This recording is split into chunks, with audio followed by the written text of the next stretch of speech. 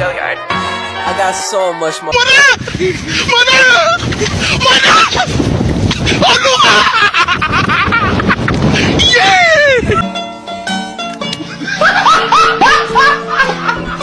Are you ready, kids? Aye, aye, Captain! I can't hear you. Aye, aye, Captain! Oh!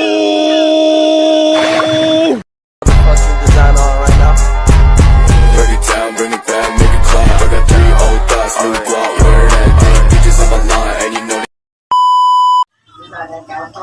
Assalamualaikum warahmatullahi wabarakatuh. Halo, perkenalkan nama saya Anita Andiliani Putri dari Prodi Hukum Universitas Teknologi Digital. Di sini saya akan mencoba mewawancarai salah satu pelaku wirausahawan yang tengah menjalankan usahanya hingga sampai saat ini. Yuk kita simak videonya.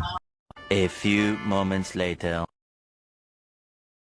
Assalamualaikum Pak. Waalaikumsalam. Boleh minta waktunya sebentar Pak? Iya, boleh.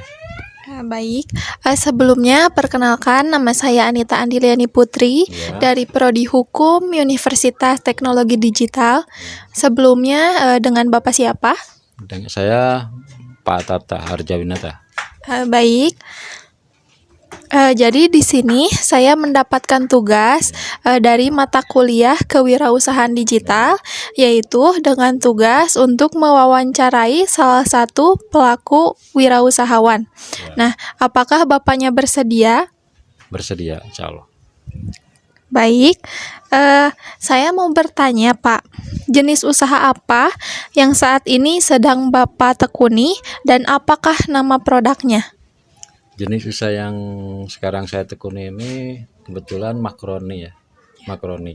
Ada makaroni pedas ya, ada yang gurih juga, ada rasa jagung juga dan lain-lain. Baik. Nah, mungkin ini ya Pak produk dari wirausahanya. Iya, ini semacam ini ya, ada makaroni barokah.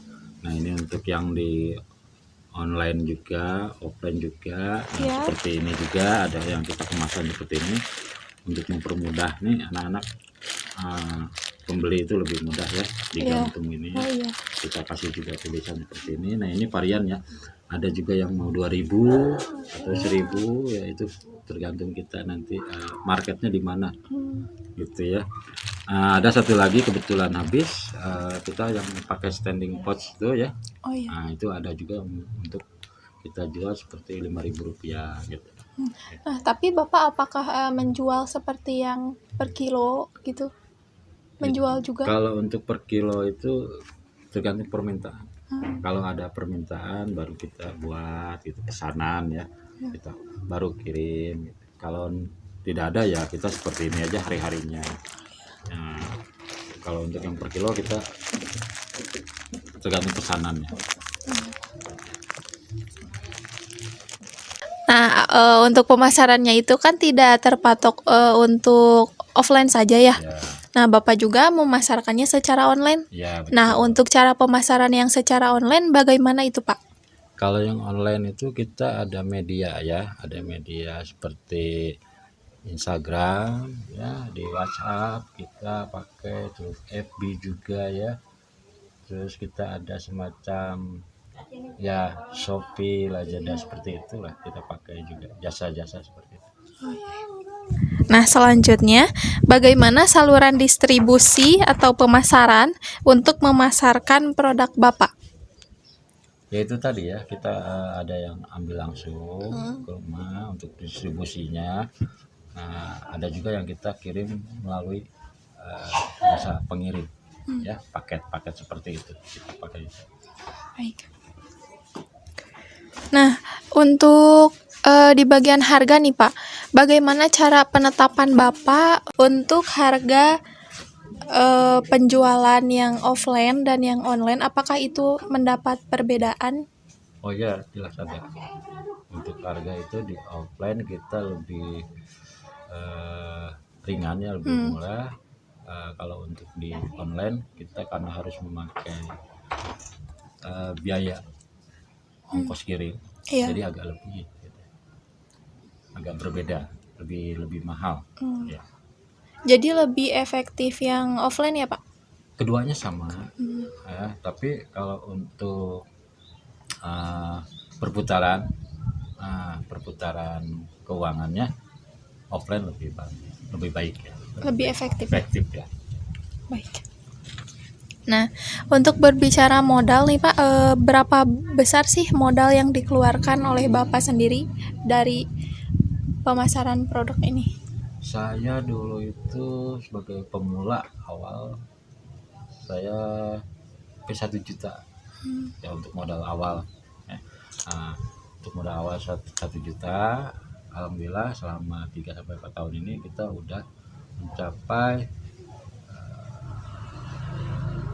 12-13 jutaan ya.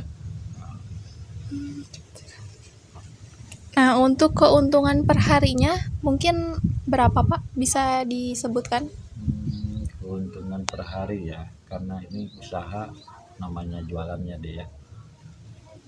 Nah kalau untuk keuntungan deh, namanya kita usaha dagang ini nggak menentu ya. Kadang untung besar, kadang untung juga kecil gitu. Kalau untuk dirata-ratakan itu sekitar per bulan aja ya. Iya. Nah, per bulan itu 3-4 jutaan. Gitu. Ya. Nah, apakah pernah mendapat kerugian Pak?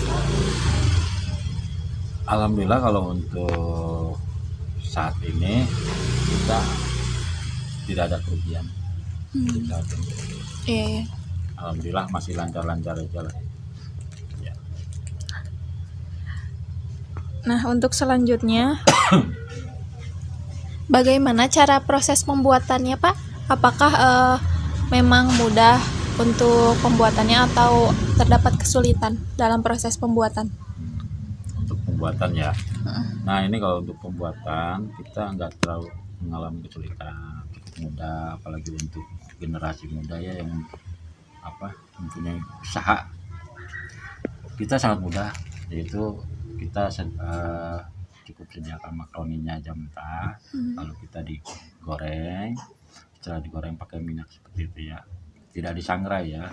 Tapi ada juga ya kita sebagian yang disangrai ya, minyaknya sedikit ya. Setelah kita goreng, lalu ditiriskan, tinggal kita pakai bumbu aja. Seperti apa kita mau pakai bumbu apa, gitu ya. Mau pedas, apa gurih, apa mau pakai bumbu balado yang sekarang lagi booming. Apakah pernah mendapat kendala Pak di saat proses pembuatan atau proses pemasarannya? Kalau kendala ada pernah ya, seperti gini. Untuk seperti saat sekarang harga-harga sedang naik ya, seperti cabai, terus bumbu-bumbu yang lainnya. Nah, itu aja kendalanya. Jadi kita kadang-kadang mencari alternatif yang baik untuk hasil yang terbaik juga. Itu kendalanya. Baik, mungkin seperti itu aja Pak pertanyaan dari saya. Terima kasih atas waktunya Bapak dapat menyempatkan untuk diwawancarai oleh saya sebagai narasumber. Terima kasih banyak ya Pak. Ya sama-sama deh. Nah, dari Bapaknya sendiri, apakah terdapat kata-kata untuk memotivasi orang lain yang hendak membuka usahanya? Oh iya, kalau dari saya untuk generasi muda ataupun siapapun ya di luar sana yang mau berusaha ya, atau untuk mendapatkan penghasilan, jangan takut untuk memulai ya. Apapun itu kita mulai, tekuni, rajin ya, itu insya Allah berhasil. Dan ada satu yang harus kita ingat, kejujuran. Kedua, kualitas harus tetap dijaga. Gitu. Ya. Baik, terima kasih Bapak atas kata-katanya dan atas ketersediaan Bapak untuk diwawancarai. Terima kasih banyak. Ya, sama-sama deh. Audio Jungle.